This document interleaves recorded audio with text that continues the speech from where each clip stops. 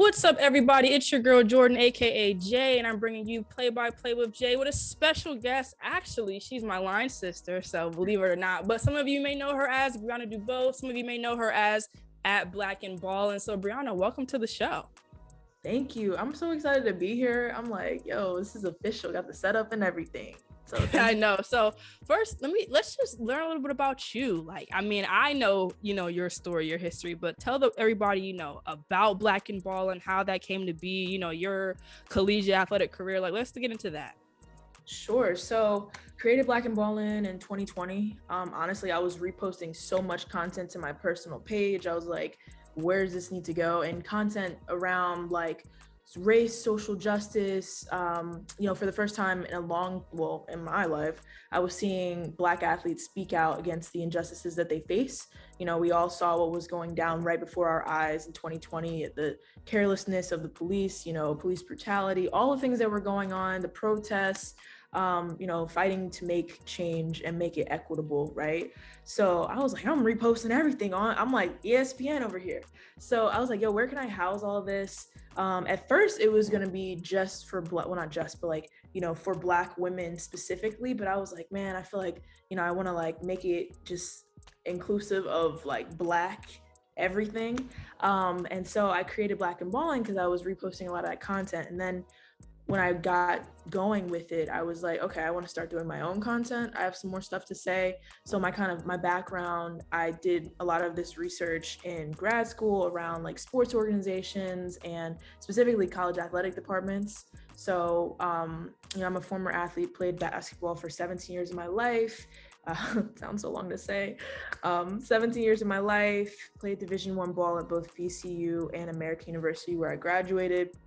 And then I rolled into grad school and I get into the advocacy work and working with student athletes and doing research around this stuff.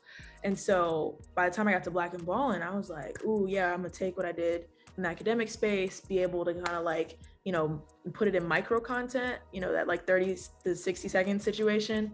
And people were really responsive to it. I'm like, dang, I don't have, I'm not even at the 1,000 follower yet, but I get really good engagement on my stuff. So, I'm not as active right now because my whole life has been finishing this book, but there's plenty of video on there for people to kind of review. So that's kind of where it started. And I wanted to have unfiltered conversations directly to Black athletes because there's so many things that we go through that people aren't talking about. And people get mad at me, i.e. white folks. They'd be like, why aren't you talking about everybody? I'm like, because it matters that we have our own spaces, our own safe spaces to be able to have these conversations that directly affect us because it is different from your white, experience. And it's hard to talk from someone else's perspective when you're not, in their shoes, right? We're Black people, we're Black women specifically because I'm talking from a Black female space. Right. What do you want me to do? Exactly. And I get that too, because even when I started my podcast, it was from the goal was to show from a Black woman's perspective, because just in the sports world, women, we're not going to get into that, but there's a whole perception about women in sports and women just having knowledge and just even being allowed to have a seat at the table. So I think it is important to note, the whole Black woman, preface when we're getting into these conversations. But before we get into that, the book, because she said it, but I'm not going to get into it just yet. Before we go on the book, what would you say? Because I didn't play college sports. I went to Maryland, so I saw the athletes. I saw the work that they put in. But even still, when you go to a college, especially Division I college, you only see, I would say as a fan, maybe 1% of what they go through, which is when they're on the court, right? We see them walking across campus with the bags and the gear, but that's all that we see. We don't know anything else really about, except for what we could guess or what we assume. So what's something that most people assume about college athletics, but is not, either is true or is not true? Ooh, there's two things that come to mind. I'm not gonna go with the regular one of the stereotype the athletes aren't smart. We work our butts off, and there's misconceived notions that we aren't smart, but in fact we graduate at a higher rate than our non-athlete counterparts. We graduate with higher GPAs across the spectrum, even based on race and all sorts of demographics. So that's a misconception. But it's kind of the one that's kind of played out. So a second, I would say would definitely be that we feel like we're above everybody else. Like I feel like people have this, like you said, walking across campus, you got the gear, you got the headphones on, you're real cool, blah, blah, blah. I'm like, no, y'all, like we are literally just exhausted. Like we're out here wearing all this gear because we don't want to change by the time we get to practice. Like I would literally live in my sweats or whatever gear they gave us and then roll from class straight to practice. And like that one off day that we had, I would wear some regular clothes. So it really isn't that, a lot of people say, oh, y'all are unapproachable, y'all do this, y'all are isolated, da da da. I'm like, no, we have no life. Our entire life is surrounding around this sport. So we don't even have time to take part in like regular student activities or clubs or internships or study abroad. Like our life is constantly revolving around all of our responsibilities as a college athlete. So we ain't stuck up. We're just exhausted. And I get it. We have literal contractual obligations right. to our sport.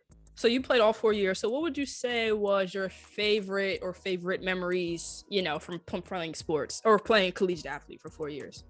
Favorite memories have to involve my teammates.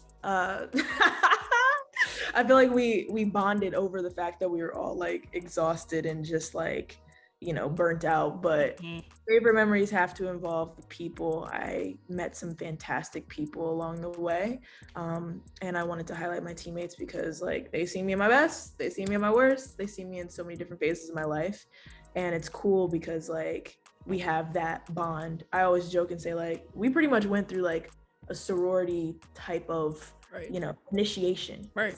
Essentially, right? Like we are bonded for life because of this unique experience. Like literally it's less than 2% of high school athletes that go on to play, collegiately. And so we're in this really small percentage, and it's even smaller for Division I.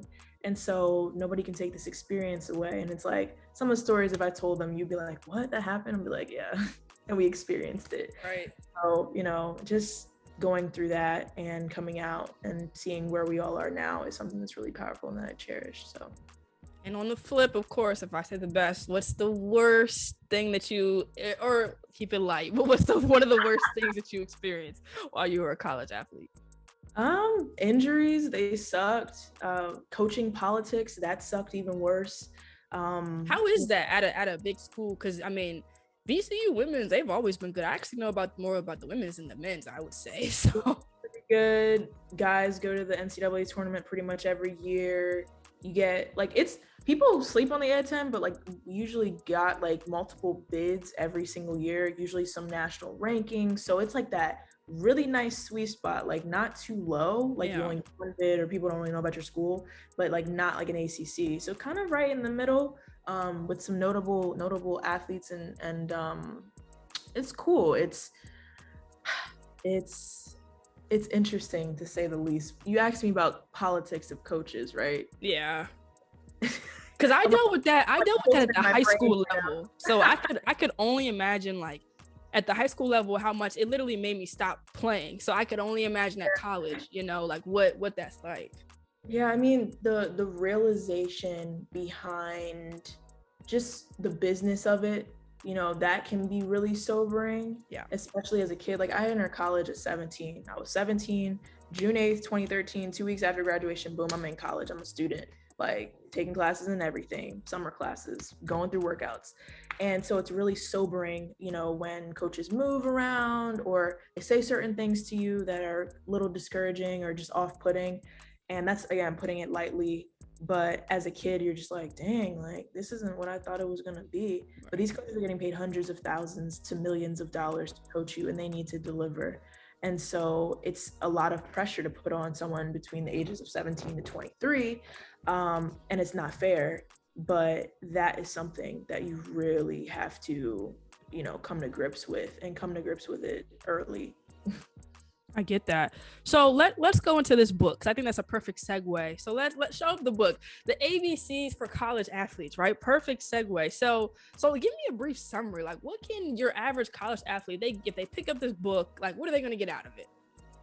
Well, so I wrote this book specifically for two groups. One, before you get to college, and 2, if you're in it and you're like, yo, I need to get my life together, I don't know what's happening. Because sometimes, a lot of times actually, especially for that second group, you look up, 2 to 3 years have gone by and you're like, dang, I'm a junior, I'm a senior, and I don't know which direction I want to go in my life, and I haven't done X, Y, and Z. I don't know where to look for these resources. I didn't even see or go into the Career Center until my senior year of college. I think I went in for like maybe a meeting or something, but I was like, it's like certain resources like that, because you're not even thinking about it. You were so focused on being present and available to anything that your coach asks, or travel or games, that you don't take care of yourself as much. And then you look up and you're like, dang, well, I graduated, so what do we do now? And then you're overwhelmed and you go through this cycle.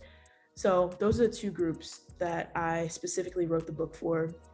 Essentially, it's a landscape overview of what to expect in college, right? So I focus on 2 areas. 1, prevention, right? Trying to, again, get to that group before you start on this journey.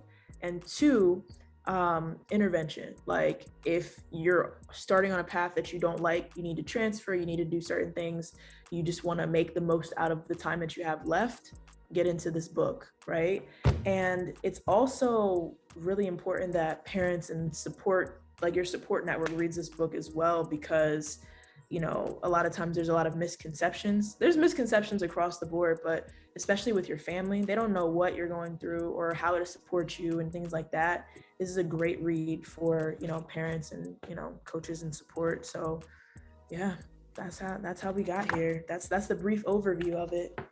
What was the process like, you know, writing the book? Like, how did the idea come about? Did it take you, is this a years in the process making? Like just walk me through it briefly.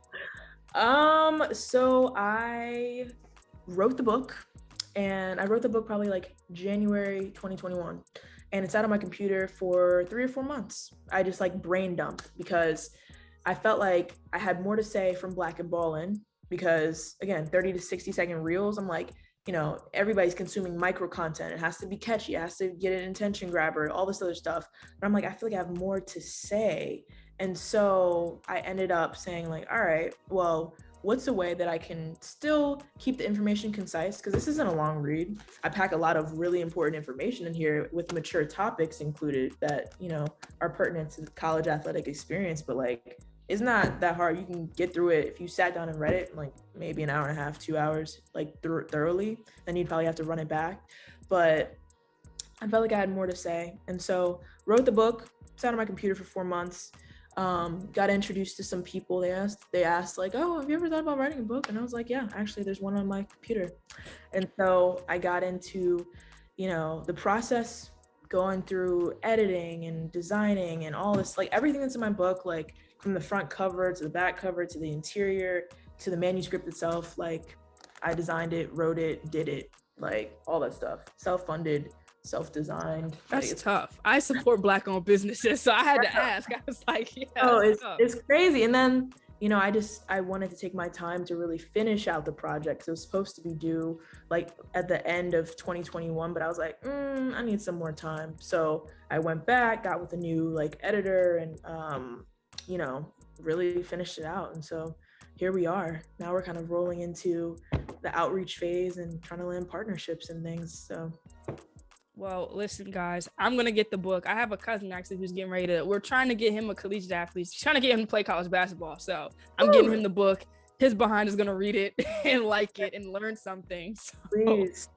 Like, that's the whole thing, Jordan, for real. Like my whole like point of writing this book was, if a kid had $20 to spend and you spend $20 like that, if you had $20 and you only can give me 2 hours, or you can only give me 30 minutes or whatever, you can get something out of this book, and it can save you a lot of heartache, pain, you know, and guide you to that next level and give you some understand what questions to ask, what resources to go to, you know, how to make the most of this experience. So that was my goal. I want to make college athletics accessible. It's not right now, right? Again, all people with preconceived notions about like what this experience entails. I'm like, you have no idea what it entails. Right. And so get into this book. So that was the goal, make it more accessible, give people an inside look before they go on the journey.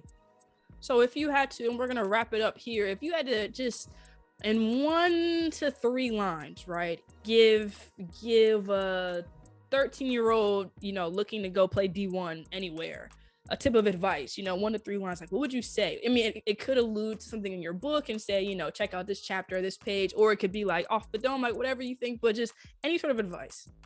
13, that's hard. 13. Yeah, because that's what, 8th grade? So that's yeah, like, that's a baby.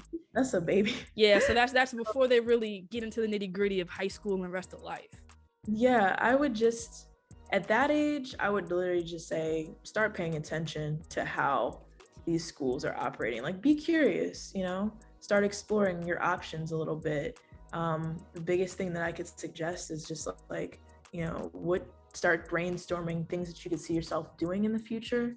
But at 13, it's more so about like just getting used to asking these certain questions, like making it a habit, establishing these good habits early so that you don't have to like worry about them on the back end.